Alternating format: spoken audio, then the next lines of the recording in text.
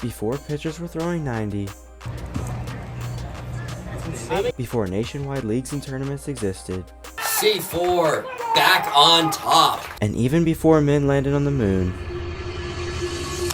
there was a plastic ball that changed backyard sports forever.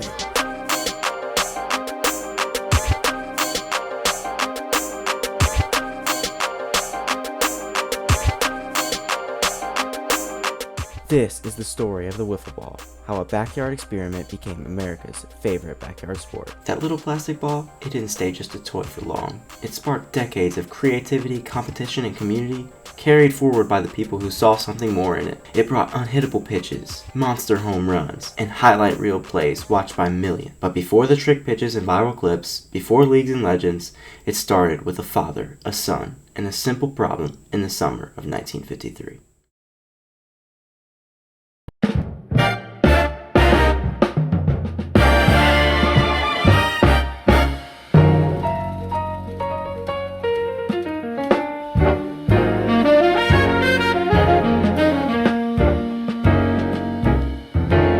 To really understand how and why the wiffle ball was born, we need to rewind to the summer of 1953 in Fairfield, Connecticut. David N. Mullany was a former semi-pro pitcher watching his 12-year-old son, David A., and his friends playing around in the yard. They weren't using a real baseball though. Instead, they improvised with a perforated plastic golf ball and a broomstick for a bat. Their goal? To throw curves and sliders without destroying the house. But every time the boys tried, David A. would complain. His arm hurt. Breaking balls with a plastic golf ball had an undesirable effect on the arm, and Mullany Sr. knew exactly why. The plastic was too thick, the ball was too dense, and it took too much torque to make it move. It wasn't just uncomfortable, it was unsafe. His dad saw a solution. He knew that if the ball had the right shape, the right weight, and just the right cuts, it could move through the air like a real pitch and be safe enough for backyard play. The brainstorming began. He got creative. He sourced hard plastic spears, originally containers from a perfume company, and set to work at his kitchen table. The first prototypes weren't pretty. Some were uneven, some were too heavy, some curved so wildly they weren't even hittable. But Mullany kept at it. He and his son experimented by cutting holes, testing different designs, and watching how the ball moves with every variation and change. After dozens of tweaks, he landed on the combination that was just right. 8 oblong slots on one half of the ball. That design was perfect. The ball weighed only a fraction of a real baseball, but thanks to its hole pattern, it danced, curved, and floated like nothing else. His son and his friends began to throw pitches as they never had before, all with no arm troubles. The name came next. Whenever one of the boys struck out, they joked that they had whiffed, which is a classic baseball slang term for swinging and missing. Mullany Sr. loved the sound of it. Short, punchy, and fun, and wiffle ball became the official name of the new creation. And timing was everything. Post-war America loved backyard play. Families had more free time, more outdoor space, and more kids than ever before. Baseball was the sport of the century at the time. But not every neighborhood or school had fields or equipment. A safe baseball alternative, something cheap, accessible, and fun, that was going to spread fast. And Mullany didn't stop there. Without a huge budget or any kind of factory, he started selling them out of his car, driving to diners, parking in their lots, and offering the balls for just 49 cents a piece. He wasn't only looking for profit, but to help parents whose kids had the same problem.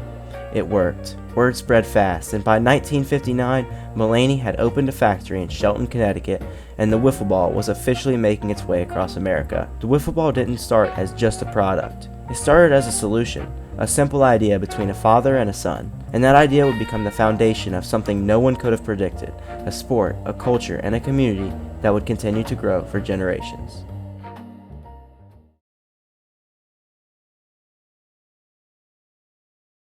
Rick Ferroli is a man with a strange obsession. I love baseball. I played baseball for, 25 years in my life, and I love baseball, but to be honest with you, I think wiffle ball is a tougher game. Rick Ferroli lives for Wiffle Ball, the game of his childhood. He sanctioned the World Wiffle Ball Association Championship Series. He plays it in his backyard outside Boston. And one day, Rick got a crazy idea.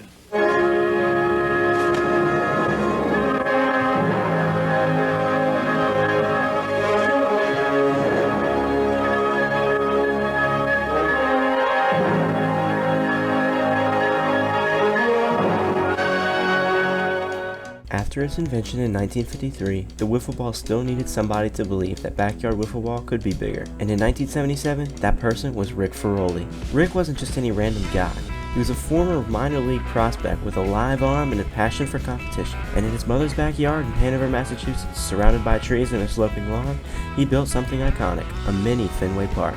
Complete with a green monster, foul poles, a pitcher's mound, lights, and even an electronic scoreboard. This wasn't a gimmick. This was mini Fenway, the birthplace of organized wiffle ball. Every summer, friends, neighbors, and ball players from around town gathered in that backyard. It wasn't just your normal neighborhood game, they were actually competing. They were strategizing. They were playing a version of the sport that was serious and competitive. Rick helped push wiffle ball into a more formal, competitive era, the kind of era where backyard pickup games became tournament games. Around the same period, the World Wiffle Ball Championship was already making its mark far from Massachusetts, in Mishawaka, Indiana. Founded in 1980, the WWBA centralized wiffle ball competition and gave passionate players a place to test their skills. Its founders, Jim Boderoff and Larry Grau, weren't just building a tournament, they were building a legacy. Pitchers brought serious junk, curveballs, knuckleballs, sinkers, but because of field dimensions and ball mechanics, batters had a fighting chance. Home runs weren't easy, but even when they came, they felt big. Crowds came too. People weren't just playing for fun, they watched. The championship became a place where longtime wiffle fans and newcomers alike gathered to celebrate what made the game special. As Ferroli pushed wiffle forward in his backyard and in tournaments, the WWBA was doing the same on a larger scale. The championship grew year after year. By the late 1980s and early 1990s, regional tournaments were springing up in multiple states. In 1990, the WWBA formed its first Hall of Fame, honoring early legends like creators Jim Boderoff and Larry Grau. Over the decades, the tournament kept expanding, eventually even going international, with regional stops at places like Barcelona, Spain. Through all of it, Ferroli's vision and the WWBA structure worked together. Ferroli brought the backyard spirit, and WWBA brought the competitive stage. Rick Ferroli didn't just build a backyard field. He helped change how people see wiffle ball, from a nostalgic summer game into a serious competitive sport. And the World Wiffle Ball Championship, it gave that sport a home, not just in one yard, but across the country. Together, they created a bridge, from playful pickup games to fiercely contested tournaments, setting the stage for the next era of wiffle ball.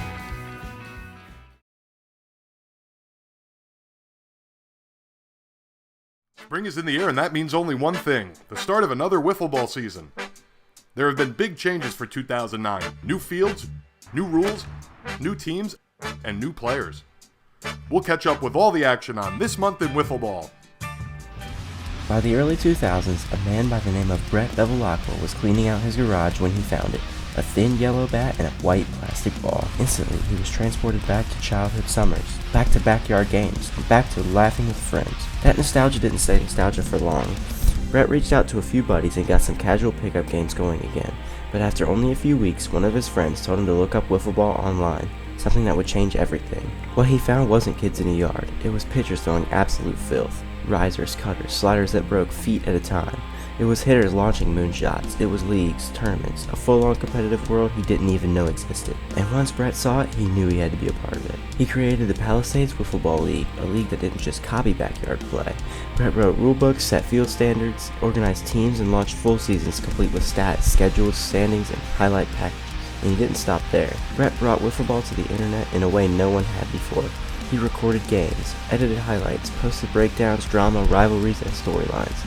His league became one of the first to embrace wiffle ball as content, not just a sport you play, but a sport you watch. Palisades WBL became a blueprint. People saw his videos and realized they could build their own leagues. They could film, they could compete. Wiffle ball didn't just have to be a backyard memory, it could be a legitimate competitive scene. And that's why Brett Bevelacqua matters so much to the story. He was the first person to take wiffle ball from nostalgia to a structured, competitive, nationally recognized model. He turned players into athletes, games into content, and backyards into leagues. Without Brett laying that foundation, the next generation, the online era, wouldn't have had anything to build on.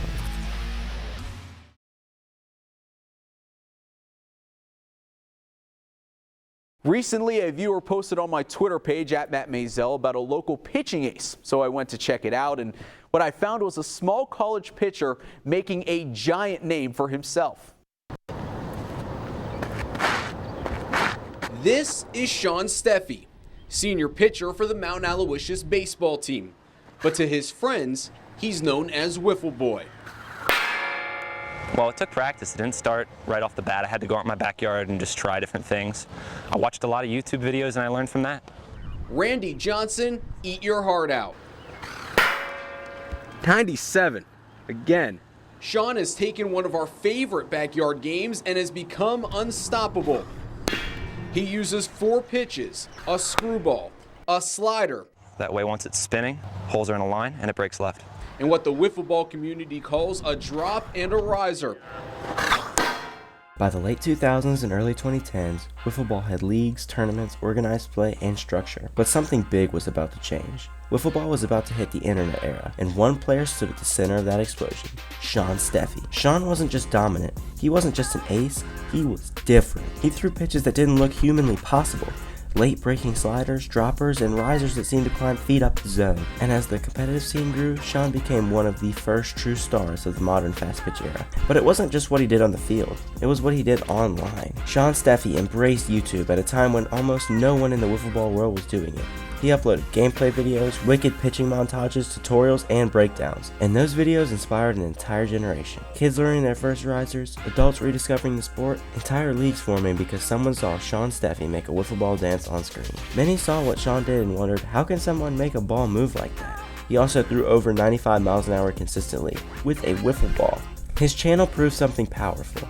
Wiffle ball wasn't just a backyard pastime anymore, it was a spectacle, something worth watching, something worth sharing, and something worth studying. Sean didn't just dominate the competitive scene, he spread the culture of wiffle ball. One video, one highlight, one ridiculous pitch at a time. His influence set the stage for what came next. The moment wiffle ball wouldn't just be played or watched, but truly broadcast to the world. And that moment belongs to Kyle Schultz.